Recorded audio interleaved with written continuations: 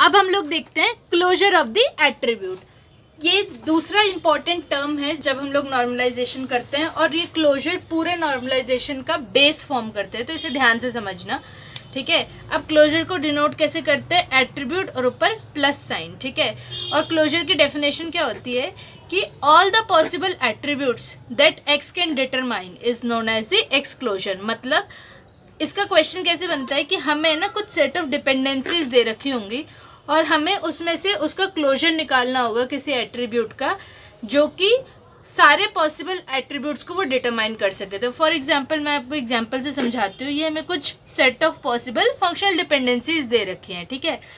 अब ए का क्लोजर हम लोग निकालते हैं, ठीक है। ए का क्लोजर क्या होगा, जो भी पॉसिबल एट्रीब्यूट्स ए डिटरमाइन कर सकते हैं। तो अब ए किसे डिटरमाइन कर सकते हैं, ए कैन डिटरमाइन बी। तो ए खुद को तो डिटरमाइन कर ही सकता है, ठीक है, क्योंकि ए टेंड्स टू ए तो हमेशा ट्रू होगा for all x values, for all A values. अगर मैं बोलूँ ए टेंड्स टू ए, ये तो हमेशा ट्रू होगा कि for all values of A values will be same, है ना।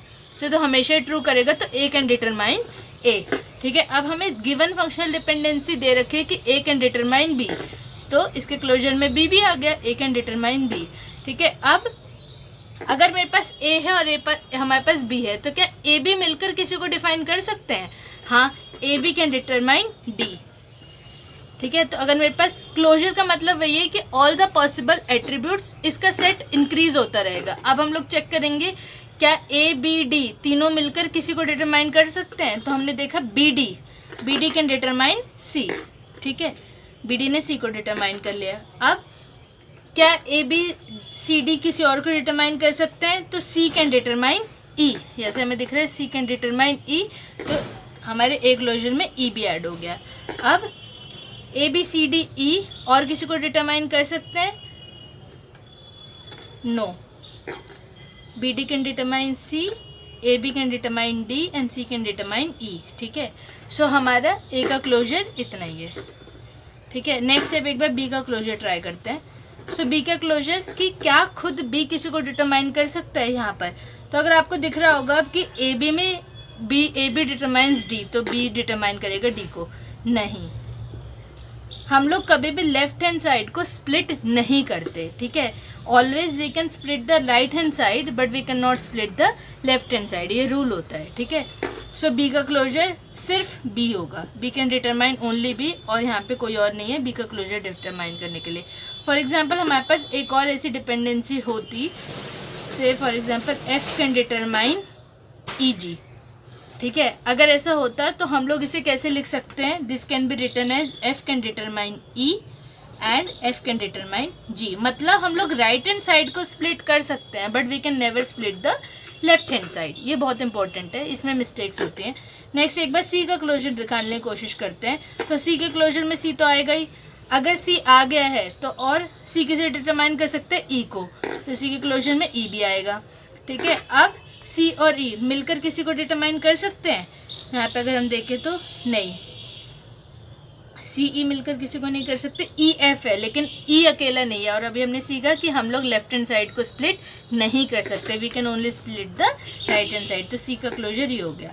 अब फॉर एग्जाम्पल मैं देखती हूँ ए एफ का क्लोजर, ए एफ का क्लोजर निकाल के देखते हैं, ठीक है। तो ए एफ के क्लोजर में ए तो आएगा, एफ भी आएगा, ठीक है। और क्या आ सकता है? अगर ए आया है तो ए कैन डिटरमाइन बी, तो बी भी आ गया, ठीक है। बी कैन, अब A B can determine D, ठीक है, तो डी भी आ गया। B D can determine C, तो सी भी आ गया। सी कैन डिटरमाइन ई, तो ई भी आ गया। And E F can determine G, तो E F can determine G, तो ये भी आ गया, ठीक है। F can determine E G, तो F can determine E G, वो तो है ही ऑलरेडी। तो दिस इज अ सेट, इसमें हम रिपीटेड वैल्यू नहीं डालते जो कि सेट की बेसिक प्रॉपर्टी होती है।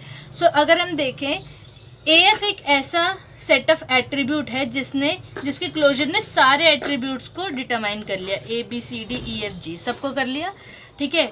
तो वो वाला एट्रीब्यूट हम लोग ने पहले पढ़ा था, वो वाला attribute that can identify all the attributes, इसको हम बोलते हैं कैंडिडेट की, ठीक है। तो और हम लोग कैंडिडेट की कैसे निकालते हैं, तो कॉन्सेप्ट अभी मैंने यहाँ पे आया तो बता दिया, बट इसकी डिटेलिंग हम लोग आगे देखेंगे। सो आई होप आपको क्लोजर निकालना आ गया होगा, ठीक है। अगर आप चाहें तो हम लोग एक एग्जांपल और ले लेते हैं। फॉर एग्जांपल हम लोग ले लेते हैं BD का क्लोजर, BD का क्लोजर, ठीक है। अब BD का क्लोजर हम लोग लेते हैं कि BD के क्लोजर में क्या क्या आ सकता है। So B can be there, D will be there, क्योंकि BD खुद को तो डिटरमाइन करेगा ही।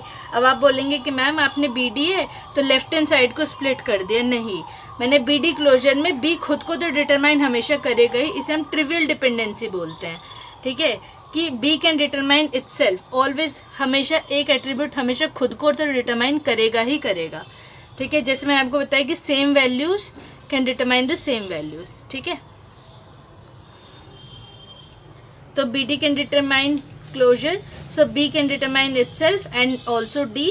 अब B आ गए तो ऐसा कुछ है जो BD कैन डिटरमाइन C इस डिपेंडेंसी से, तो यहाँ पे C भी आ गया, and C can determine E, तो यहाँ E आ गया, ठीक है। और आई गेस इतना ही है, CE, that's it. So BD का क्लोजर इतना ही है।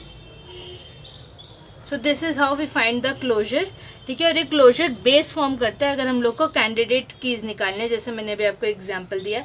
इसकी डिटेलिंग कैंडिडेट्स की फाइंड करने की हम लोग नेक्स्ट वीडियो में देखेंगे। So this is all about the closure.